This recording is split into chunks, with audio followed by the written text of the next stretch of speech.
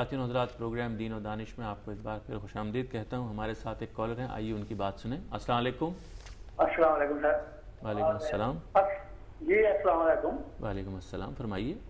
سر میرا نام عبدالرشید احمد ہے، میں ساہیوال سے عرض کر رہا ہوں. جی آپ اپنے پہلے ٹی وی کی آواز بند کر دیجیے پلیز.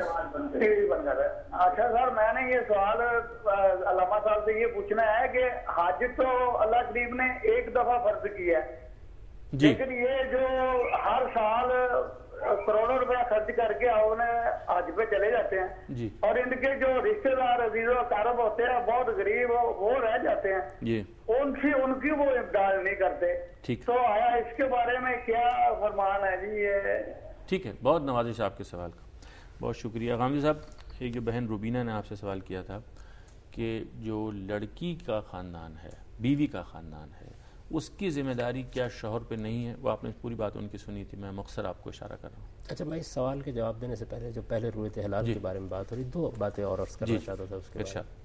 ایک تو میں یہ گزارش کرنا چاہتا تھا کہ یہ تو ایک رائے ہو گئی نا کہ ماہرین فلکیات کے سپرد یہ معاملہ کرنا چاہیے تاکہ یہ خلفشار ختم ہو. لوگ اس پر آسانی سے آمادہ نہیں ہوں گے. دو تجاویز اس وقت زیر بحث ہے.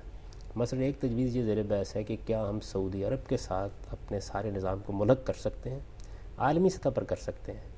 فقہائے احناف اس معاملے میں پہلے سے یہ رائے دے چکے ہیں کہ اختلاف مطالعے سے کوئی فرق نہیں پڑتا، یعنی چاند کے طلوع ہونے کے جو مواقع ہیں ان کے اختلاف سے کوئی فرق نہیں پڑتا. پوری اسلامی مملکت میں ایک ہی دن عید کی جا سکتی ہے. اس پر اتفاق ہے پہلے سے کہ ایک جگہ چاند نظر آ گیا ہے تو آپ اختلاف مطالعے کا اعتبار نہیں کریں گے.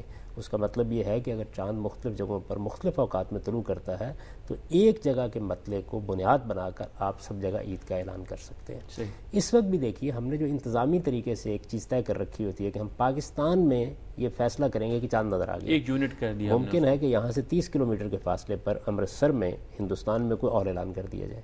تو اس سے بھی یہ بات صاف معلوم ہوتی ہے کہ اس کی نوعیت یہ نہیں ہے کہ ضرور چاند نظر آ گیا یا چاند نظر نہیں آیا، بلکہ آپ نے جو نظم بنایا ہے اصل میں اس کے مطابق رمضان بھی ہو جائے گا اور اس کے مطابق عید کا اعلان بھی ہو جائے گا. تو تیسری بات جس کی طرف میں توجہ دلانا چاہتا ہوں وہ یہ ہے کہ جب آپ ایک نظم بنا دیتے ہیں، جیسے کہ یہاں بن چکا ہوا ہے، رویت حلال کمیٹی بنی ہوئی ہے، ریاست پاکستان نے بنائی ہوئی ہے، اس کے بعد اس کے فیصلوں سے انحراف کرنا، آپ اس نظام کو تبدیل کرانے کے لیے جدوجہد کر سکتے ہیں، آپ اس نظام سے اختلاف کر سکتے ہیں، آپ لوگوں کو قائل کر سکتے ہیں، آپ پارلیمنٹ میں کوئی دوسرا فیصلہ کرا سکتے ہیں، لیکن جب تک یہ کمیٹی قائم ہے اس وقت تک جب وہ کوئی فیصلہ کر دیتی ہے تو اس سے اختلاف کا تو آپ کو حق ہے، اس کی مخالفت کا آپ کو حق نہیں ہے. عید اس کے فیصلے کے مطابق ہونی چاہیے اور ہم میں سے ہر شخص کو اس فیصلے کے سامنے سرنڈر کرنا چاہیے. کل میں یہ دیکھ رہا تھا کہ یہ سوال اٹھایا جا رہا تھا کہ شریعت کیا کہتی ہے. میں اس کا جواب دے رہا ہوں کہ شریعت یہی کہتی ہے کہ جب مسلمانوں کا اجتماعی نظم بن جائے، رویت حلال کمیٹی کی ایک آئینی حیثیت ہے، ہماری مملکت نے اس کو بنایا ہے، اس کا فیصلہ سب کے لیے قابل قبول بھی ہونا چاہیے، اس کے سامنے ہر ایک کو سرنڈر بھی کرنا چاہیے. اگر اس کے نظام میں کوئی خرابی ہے تو اس نظام کو ٹھیک کرنے کی جدوجہد ہم الگ کریں گے، لیکن فیصلہ اسی کا ہوگا، اس کے سامنے سر تسلیم خم کریں گے. اگر کوئی آدمی اس سے انحراف کرتا ہے تو اصل میں خدا کی شریعت سے انحراف، یعنی اتنا بڑا معاملہ ہے میرے نزدیک. اس وجہ سے لوگوں کو توجہ دلانی چاہیے کہ یہ کوئی چیز آپ اپنی آنکھوں سے چاند دیکھ لیں، اس کے باوجود آپ کو رویت حلال کمیٹی کے فیصلے پر عید کرنی ہے اور رمضان شروع کرنا ہے، اور یہی دین کا حکم ہے.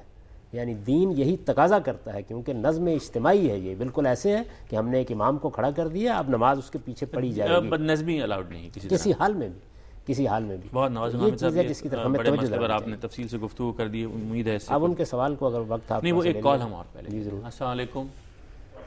وعلیکم السلام. جی وعلیکم السلام، فرمائیے. میرا سوال یہ ہے کہ یاجوج اور ماجوج سے کیا مراد ہے، اور دوسرا یہ کہ چہرے کا پردہ واجب ہے یا نہیں. ٹھیک ہے، بہت شکریہ. جی وہ بہن کا پہلا سوال یہ تھا کہ میاں بیوی کے لیے اب ان کے والدین میں سے تو میاں کے والدین ہیں، اس کی ذمہ داری تو اٹھا لیتا ہے شوہر، لیکن جو بیوی کے گھر آنے والے ہیں، ان کے ماں باپ ہیں، اس کی ذمہ داری اٹھاتے ہوئے میاں کہتا ہے کہ یہ تمہارے بھائیوں کی ذمہ داری ہے. اس میں دین کیا کہتا ہے؟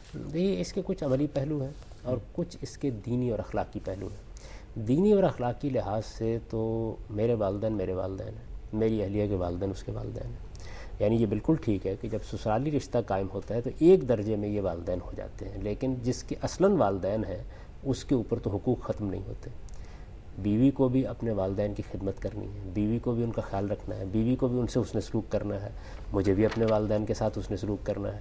تو والدین کے معاملے میں یہ بات تو آپ نہیں کہہ سکتے کہ ان پر ذمہ داری نہیں عائد ہوتی، لیکن عملاً یہ ذمہ داری اس طرح ادا کرنا ممکن نہیں ہوتا جس طرح لڑکے ادا کر سکتے ہیں، اس لیے کہ ایک لڑکی بیاہ ہونے کے بعد ایک دوسرے گھر میں آ گئی ہوتی ہے جی، تو آپ یہاں سے اب یہ ذمہ داری ادا کرنا اگر چاہیں بھی تو اس میں بہت سے معاملات ایسے ہیں کہ جس میں شاید کوئی آسان نہ ہو یہ معاملہ۔ یہ ایک بالکل الگ چیز ہے، دینی اور اخلاقی لحاظ سے تو ذمہ داری عائد ہوتی ہے، ان کے ساتھ حسن سلوک کی بھی، ان کی خدمت بھی۔ الفرض کیجئے کہ کوئی بھائی نہیں ہے، ذمہ داریاں نہیں اٹھا سکتا، یا حالات کی نوعیت ایسی ہے کہ صحیح خبر گیری نہیں ہو رہی، تو پھر اس لڑکی کے اوپر بھی اسی طرح ذمہ داری ہے، یہ بھی اسی طرح گھر میں لائے گی، اور ہمیں اس کو قبول کرنا چاہیے۔ یعنی جس طرح ہمارے والدین کی وہ خبر گیری کرنے میں ہمارے ساتھ تعاون کرتی ہے، اس کے والدین کی خبر گیری کرنے میں ہمیں اس کے ساتھ تعاون کرنا چاہیے۔